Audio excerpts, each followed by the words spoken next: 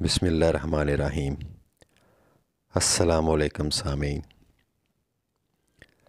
حضرت رابعہ بصری رحمۃ اللہ علیہ کا پہلا حصہ آپ نے سماعت فرمایا، پھر دوسرا حصہ اب یہ انہی کے حالات زندگی اور ان کے ارشادات پہ اوپر مبنی تیسرا حصہ بھی آپ کی خدمت میں پیش کر رہا ہوں۔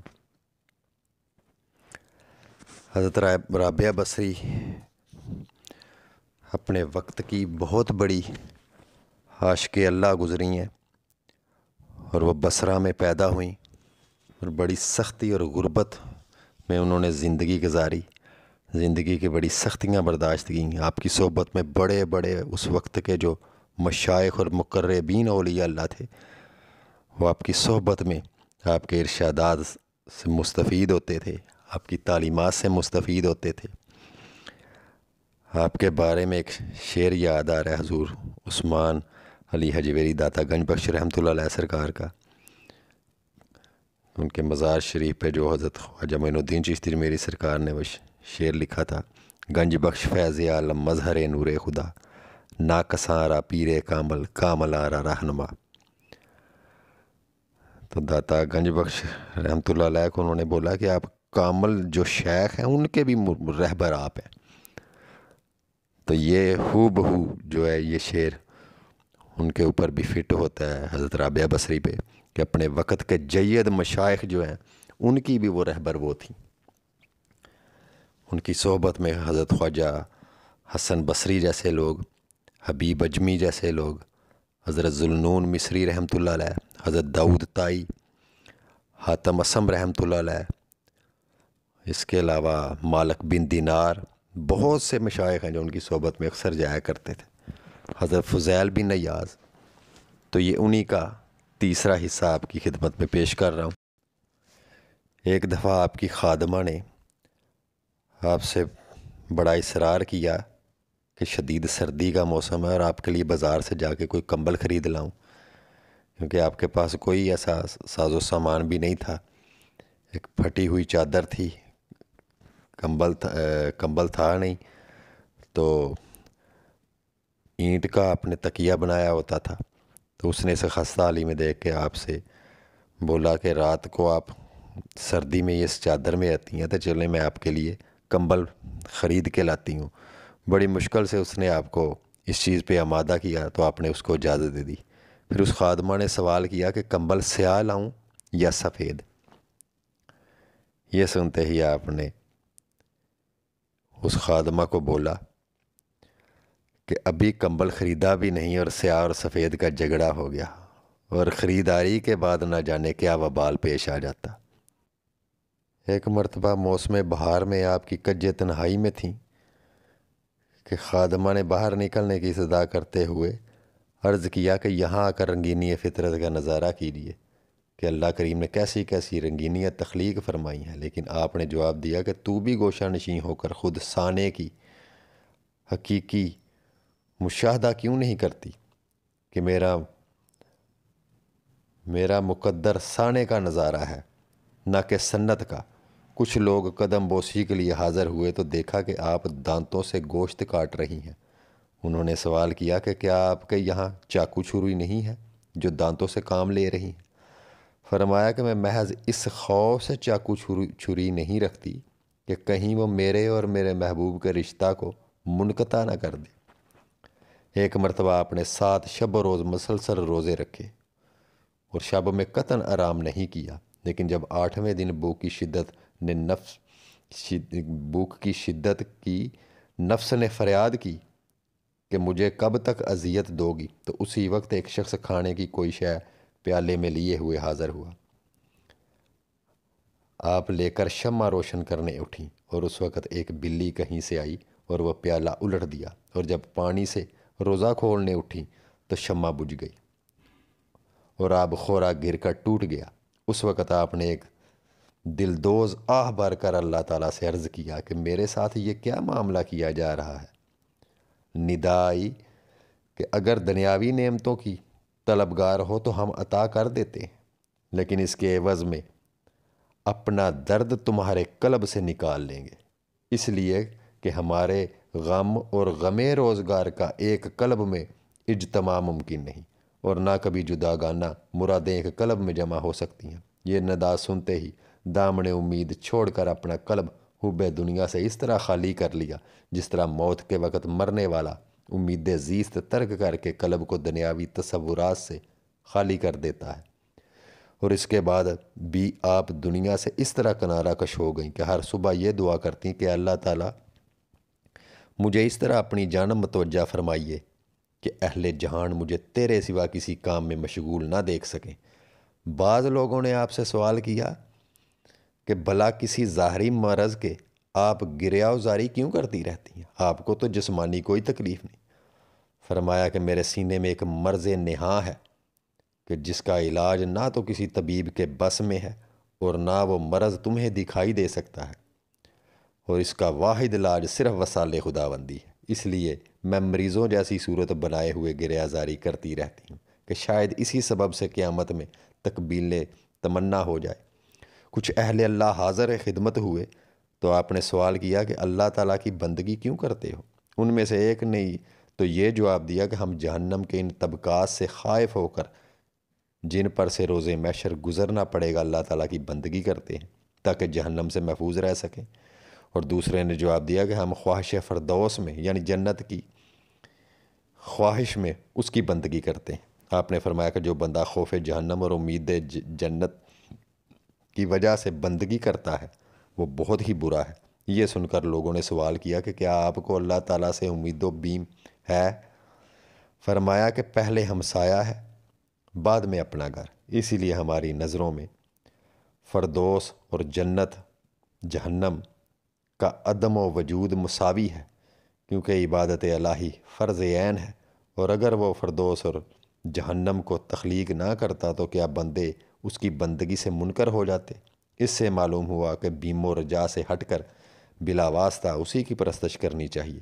ایک بزرگ نے آپ کو کثیف لباس میں دیکھ کر عرض کیا کہ اللہ تعالیٰ کے بہت سے ایسے بندے جو آپ کی جنبش ابرو پر نفیس لباس مہیا کر سکتے ہیں۔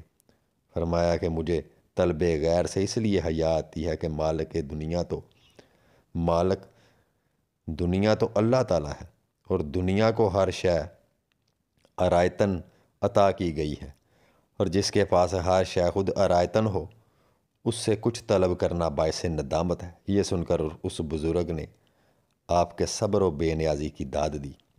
بطور آزمائش کچھ لوگوں نے آپ سے عرض کیا کہ اللہ تعالیٰ نے مردوں اور عورتوں پر فضیلت دی ہے، مردوں کو عورتوں پر فضیلت دی ہے، اور نبوت صرف مردوں ہی کو کیوں حاصل ہے؟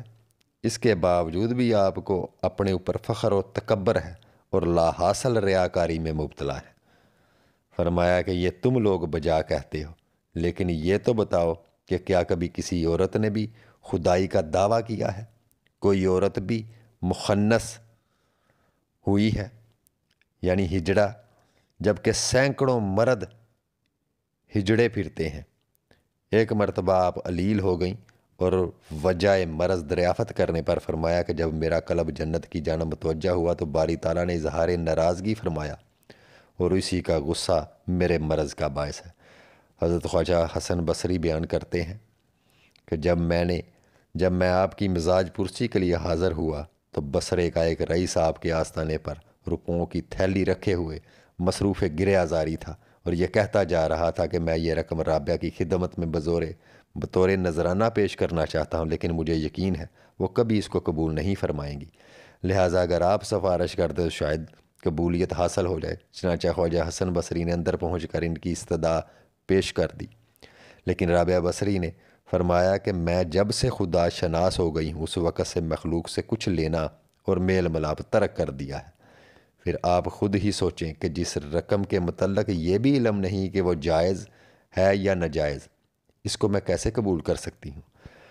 حضرت عبد الواحد عامری رحمۃ اللہ علیہ بیان کرتے تھے کہ ایک مرتبہ میں اور سفیان ثوری رحمۃ اللہ علیہ رابعہ بصریہ کی مزاج پرسی کے لیے حاضر ہوئے تو کچھ ایسے مرعوب ہوئے کہ لب کشائی کی ہمت ہی نہ ہو سکی، حتیٰ کہ رابعہ نے خود ہی فرمایا کہ کچھ گفتگو کیجیے، تو ہم دونوں نے عرض کیا کہ اللہ تعالیٰ آپ کا مرض دور فرما دے۔ رابعہ نے عرض کیا کہ مرض تو اللہ تعالیٰ ہی کا عطا کردہ ہے، اور میں اس کی عطا کردہ شے کا شکوہ کیسے کر سکتی ہوں، کیونکہ یہ کسی دوست کے لیے بھی مناسب نہیں کہ رضائے دوست کی مخالفت کرے۔ پھر حضرت سفیان ثوری رحمۃ اللہ علیہ نے پوچھا کہ کیا آپ کو کسی شے کی خواہش ہے؟ فرمایا کہ تم صاحب معرفت ہو کر ایسا سوال کرتے ہو، اور بصرہ میں کھجور کی ارزانی کے باوجود 12 سال سے کچھ کھانے کی خواہش ہے، لیکن میں نے محض اس لیے نہیں چکھی کہ بندے کو اپنی مرضی کے مطابق کوئی کام نہیں کرنا چاہیے، کیونکہ رضائے الہی کے بغیر کوئی کام کرنا کفر کے مترادف ہے۔ پھر حضرت سفیان ثوری رحمۃ اللہ علیہ نے اپنے لیے دعا کی درخواست کی تو فرمایا کہ اگر تمہارے اندر حب دنیا نہ ہوتی تو تم نیکی کا مجسمہ ہوتے۔ انہوں نے عرض کیا کہ یہ کیا فرما رہی ہیں؟ آپ نے کہا سچی بات کہہ رہی ہوں، کیونکہ اگر ایسا نہ ہوتا تو تم کم عقلی کی باتیں نہ کرتے، اس لیے کہ جب تمہیں یہ علم ہے کہ دنیا فانی ہے اور فانی کی ہر شے فانی ہوا کرتی ہے، اس کے باوجود بھی تم نے یہ سوال کیا کہ تمہاری طبیعت کس چیز کو چاہتی ہے۔ یہ سن کر سفیان ثوری رحمۃ اللہ علیہ نے محو حیرت ہو کر بارگاہ الہی میں عرض کیا کہ اے اللہ، میں تیری رضا کا طلبگار ہوں۔ رابعہ نے فرمایا کہ تمہیں رضائے الہی کی جستجو کرتے ہوئے ندامت نہیں ہوتی، جبکہ تم خود اس کی رضا کے طالب نہیں ہو۔ حضرت مالک بن دینار رحمۃ اللہ علیہ کہا کرتے تھے کہ میں ایک مرتبہ بغرض ملاقات رابعہ بصری رحمۃ اللہ علیہ کے یہاں پہنچا تو دیکھا کہ ایک ٹوٹا ہوا مٹی کا لوٹا ہے جس سے آپ وضو کرتی ہیں اور پانی پیتی ہیں، اور ایک بوسیدہ چٹائی ہے جس پر اینٹ کا تکیہ بنا کر استراحت فرماتی ہیں۔ میں نے عرض کیا کہ میرے بہت سے مریدین اور احباب مالدار ہیں، اگر اجازت ہو تو ان سے آپ کے لیے کچھ طلب کروں۔ آپ نے سوال کیا کہ کیا مجھے اور تمہیں دولت مندوں کو رزق عطا کرنے والی ایک ہی ذات نہیں ہے؟ تو پھر کیا درویشوں کو ان کی غربت کی وجہ سے اس ذات نے فراموش کر دیا ہے اور عمرہ کو رزق دینا یاد رہ گیا ہے؟ میں نے عرض کیا کہ ایسا تو نہیں ہے۔ فرمایا کہ جب وہ ذات ہر فرد کی ضروریات سے واقف ہے تو پھر ہمیں یاد دہانی کی کیا ضرورت ہے، اور ہمیں اسی کی خوشی میں خوش رہنا چاہیے۔ حضرت خواجہ حسن بصری رحمۃ اللہ علیہ، مالک بن دینار اور شفیق بلخی رحمۃ اللہ علیہ ایک مرتبہ حضرت رابعہ بصری کے مکان پر صدق و صفا کے موضوع پر تبادلہ خیال کر رہے تھے تو خواجہ حسن بصری نے فرمایا کہ جو غلام اپنے آقا کی ضرب کو، اس کی تکلیف کو ناقابل برداشت تصور کرے وہ اپنے دعوی صدق میں جھوٹا ہے۔ یہ سن کر رابعہ بصری نے کہا کہ یہ قول خود پسندی کا آئینہ دار ہے۔ پھر شفیق بلخی رحمۃ اللہ علیہ نے فرمایا کہ جو غلام اپنے آقا کی ضرب پر شکر ادا نہ کرے وہ اپنے دعوی صدق میں جھوٹا ہے۔ اور اس پر رابعہ بصری نے فرمایا کہ صادق ہونے کی تعریف کچھ اس سے بھی اور بلند ہونی چاہیے۔ پھر مالک بن دینار نے صدق کی تعریف میں فرمایا کہ جو غلام اپنے آقا کی ضرب میں لذت محسوس نہ کرے اس کا دعویٰ صدق باطل ہے۔ لیکن حضرت رابعہ بصری نے پھر دوبارہ یہی فرمایا کہ اس سے بھی افضل اور اعلیٰ کوئی اور تعریف ہونی چاہیے۔ یہ کہہ کر پھر آپ نے خود ہی یہ تعریف بیان کی کہ جو مالک کے دیدار پر اپنے زخموں کی اذیت فراموش نہ کر سکے وہ اپنے دعوی صدق میں جھوٹا ہے۔ حضرت شیخ فرید الدین اطہار رحمۃ اللہ علیہ فرماتے ہیں کہ دیدار خداوندی میں شدت تکلیف کو فراموش کر دینا کوئی تعجب کی بات نہیں، جبکہ حسن یوسف علیہ السلام کو دیکھ کر مصری عورتوں نے اپنی انگلیاں تراش ڈالیں اور تمنا دیدار میں تکلیف اور قطعاً احساس نہ ہو سکا۔